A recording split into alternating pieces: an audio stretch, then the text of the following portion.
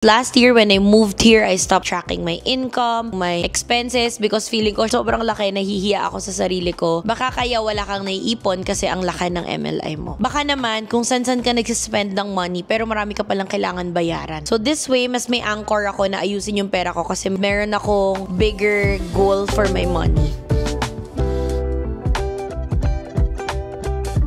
Kung stuck ka pa din pagdating sa pera mo, then hopefully this video can help you and support you in doing step-by-step in starting to reset your whole finances. May isa akong buong video about money resets that you can do this year. And honestly, I'm personally struggling with it. So, i-share ko sa inyo kung paano ko ba ginawa one by one and step by the step para sumakses yung finances ko. Welcome to Get Rich With Me series. This is a series where I will talk about how to be richer in your life, not just with your money, but with your habits, your lifestyle, and your relationships. In this series, medyo susundan ko yung money reset video that I created. This video is all about clearing. Paano ba mas magiging maayos yung pera mo? Kung naguguluhan ka sa money mo, ano ba yung first step? Ito na yun, i-discuss ko na sa inyo. The first step that I did really in clearing my finances is to list down a lot of things. Bakit? Kasi ang hirap mag-clear pag hindi mo alam yung gagawin mo. And the first thing that I listed down is my MLI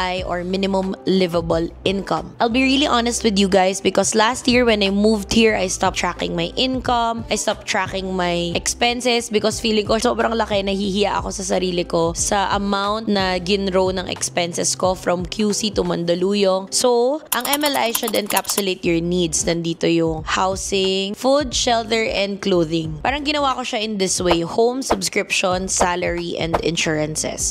So, yung home, nilagay ko dito yung mortgage ko sa QC, yung association fees ko doon, yung Meralco water, and yung wifi ko doon, which actually binabayaran ko siya and all, but it's a different episode because finally gusto ko na siyang bilhin. So that process will also take longer and I'm probably gonna vlog about it and share about the progress. Lahat yun i-share ko sa inyo. And then I have my car, which is si Cash. Binabayaran din siya monthly, yung rent dito. Subscriptions include Apple Music, Grab Unlimited, Zoom, Google Drive, etc. Gets nyo na, yung subscription na hindi pwedeng mawala sa life ko. Salary is yung mga pinapasweldo ko. Insurances ko every month. Nilagyan ko lang ng budget dito yung sa food ko. Tsaka yung Meralco namin dito na approximately lang. Yung wifi dito, hati-hati naman kami. So at least I know yung ballpark of how much I need on a monthly basis for me to survive and pay all my bills. So bakit ko pinapasulat yung MLI? Kasi dito pa lang makikita mo ano ba yung mga unnecessary purchases mo, or dito pa lang mamamatch mo agad kung yung income mo ba can suffice to pay for your monthly expenses. Baka kaya wala kang naiipon kasi ang laki ng MLI mo. And MLI shouldn't scare you. It's just basically you knowing your numbers, because if you know your numbers, you can grow it. If you know your numbers, you can invest faster, you can save more, etc. And then other budget, like if you want other splurges. May coachy ako, sinulat niya doon yung mga facials niya kasi for him, importante yon. Okay, ako naman, ang mga other budget ko, like yung nails ko, monthly na yan, facial, gupit, whatever, yung kilay. So yung mga non-negotiables mo, that are still negotiable technically because mabubuhay ka pa rin naman kung wala sila, but personal preference. So,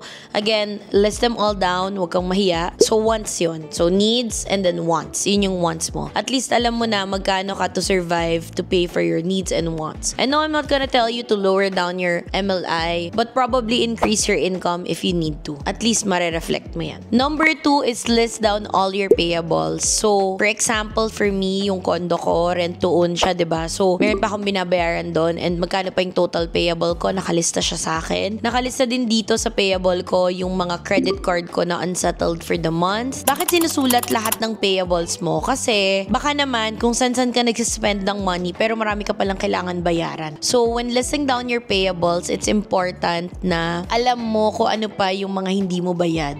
Especially kung marami kang utang, 'di ba? Dapat alam mo yung mga hindi mo pa nababayaran. May splitwise kami. So si Alec, kung meron pa siyang hindi paid doon, pinasulat ko din, ganon. Next is list your receivables. Ito naman yung exciting part kasi ito yung mga papasok na pera. Kung marami kang receivables, yung may utang sa'yo, yung mga unpaid pa na projects na tanatrabaho mo na, bonuses na hindi mo pa nakuha, commissions or whatever, lista mo din sila lahat. Bakit? Bakit? Para alam mo yung cash flow mo. Alam mo yung papasok na pera. So same with me, I listed down yung mga receivables ko sa brands, sa commission, sa money, sa mga may utang sa akin. Nilista ko sila lahat. Good luck to them. Char. Lahat yon sinulat ko. Bakit? Kasi mas madaling malaman and maayos yung finances mo kung alam mo saan pupunta and saan manggagaling yung pambayad sa mga bagay-bagay. Another thing that I started doing again, going back this year, is listing down my income. So simula January, binacktrack ko yung mga kinita ko, Feb, and then March. Bakit? Because mahirap if hindi mo alam magkano yung income mo, especially kahit yung mga side projects mo lang, ganyan, side hustles mo lang. Hindi mo alam kung magkano and then magulat ka na lang wala ka ng pera, di ba? Best if you know your income and magkano yung pumapasok sa'yo na pera. So the way you categorize it is every month, magkano yung mga pumapasok, side hustle. Makita mo lang kung nag-grow yung income mo every month. And then lastly na ginawa ko is to list down my money goals for the year. Travels, magkano yung feeling kong gagastusin sa mga dream travels ko this year, sa goals ko na travel, ano ba yung mga gusto kong pag-ipunan, ano yung gusto kong mabili, na big purchases. So basically, it's short-term goals and big purchases. So this way, mas may anchor ako na ayusin yung pera ko kasi may mapupuntahan siya, may paglalaanan siya, and meron akong bigger goal for my money. Basically, that's clearing, that's fixing your finances, really sitting down. Feeling mo madali lang siyang gawin, pero honestly, mas matagal pa yung i-resist mo siyang gawin kaysa sa gagawin mo. Kung medyo stuck ka, nawawala ka pagdating sa pera mo, this video might help you. Let me know if you did it and let me know your realizations below. I'm excited. Gusto ko malaman kung paano magpo-progress, paano tayo yayaman this year. And I hope we can get rich together. See you on episode 2. You can watch my other videos as well. Like and comment down below if you like these kinds of videos. And see you on the next video. Bye-bye.